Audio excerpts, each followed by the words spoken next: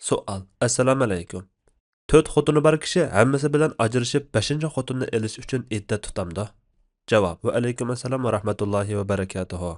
Barliq hamd sanolar Janobi Allohga bo'lsin. Durud va salomlar payg'ambarimizga, u zotning oila tavobatlariga, ashablariga va u zotga toki qiyomatgacha ergashganlarga bo'lsin. Er kishi bir qancha ahvolda iddat tutadi.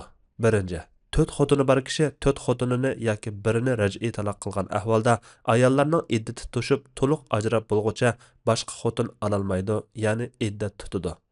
Agar ayolining iddati to'shib bo'lguncha ayolini amriga qaytarib olsa, boshqa ayol ololmaydi. Ikkinchi, ayolini raj'iy taloq qilib, ayolining hamshirisi yoki hammisi yoki jiyanini olmoqchi bo'lsa, taloq qilgan ayolining iddati to'shqicha kutib turadi, ya'ni iddat tutadi.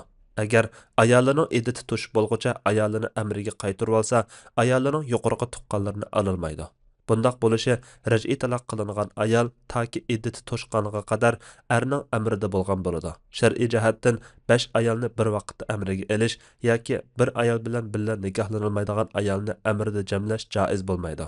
Allah eng to'g'risini bilguchidir. Fatvoda Dr. Abdul Aziz rahmatulloh. Fatvolar majmuasi 1-tom, 104-numurliq fatvo.